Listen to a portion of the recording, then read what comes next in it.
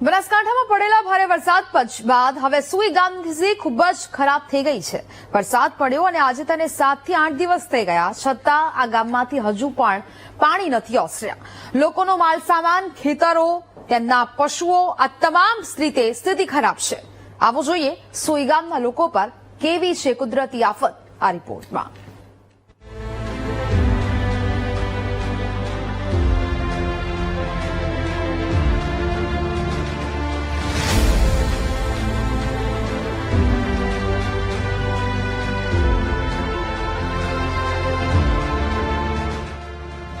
તમારી TV screen પર જોવા મળતા આ દ્રશ્યો છે બનાસકાંઠા જિલ્લાના સરહદી વિસ્તાર સુઈ ગામના, કે જ્યાં વરસાદે એવી તબાહી મચાવી કે આજે વરસાદ શાંત થયાને પણ 5 થી 6 દિવસ થઈ ગયા, તેમ છતાં હજુ પણ લોકોના ઘર પાણીમાં ઘરકાવ છે।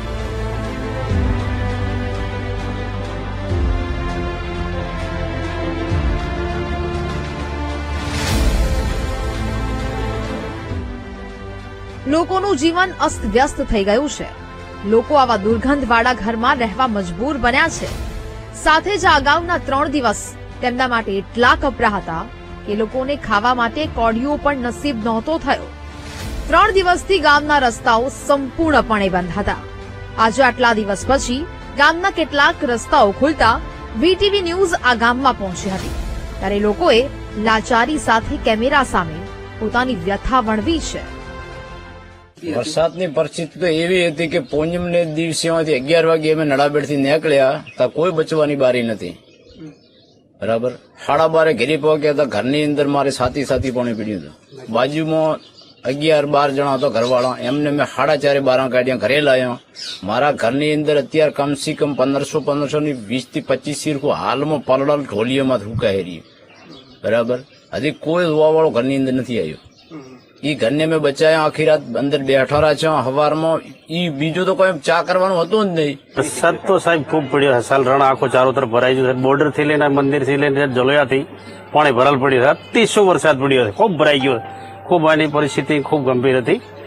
વરસાદ પડ્યો છે, કોઈ અતિવાર પબ્લિક ને જવા અવર જવરમાં કોઈ મુશ્કેલી નથી। મતલબ રોડ, રસ્તા, ગાડી, ઘોડા બધું ટોટલ બંધ હતું। નથી લાઇટ નો ઠકાણો, નતું કવરેજ, નથી ખાવાનું, કોઈ પણ વસ્તી ને હતું નહીં।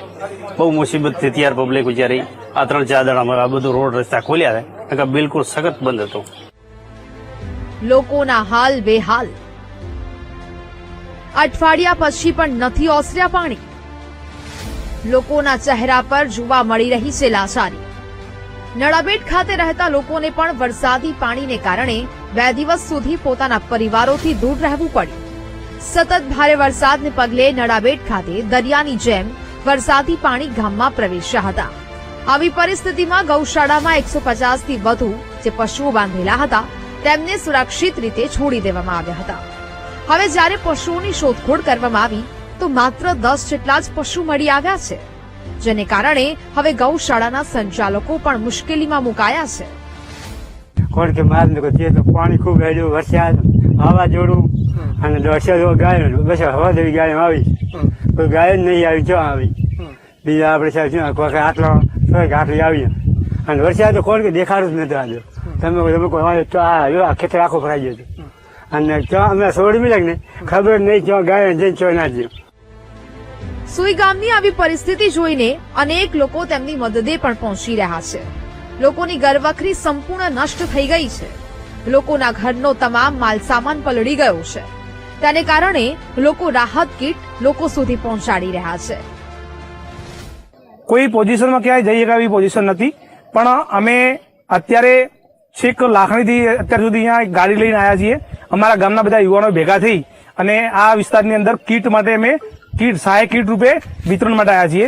કીટની અંદર 5 કિલો લોટ, બટાકા, ડુંગળી, શાકહોડ, તેલ, મીઠું, મરચું પૂરી કીટ તૈયાર કરી છે રસોડાની, અને ઘર દીઠ આવી 120 કીટો કરી અને અમે જલોયા, સુઈગામ, દુધવા આ ગામડાની અંદર જે લોકોને હકીકતમાં ખાવાની બહુ તકલીફ પડી હતી એવા વિસ્તારોમાં આવ્યા છીએ, જ્યાં લોકો 3 દિવસ સુધી ભરાયેલા પાણીમાં એ રાહ જોઈને બેઠા હતા કે ક્યારે આ પાણી ઓસરે અને લોકોનું જીવન ફરીથી શરૂ થાય।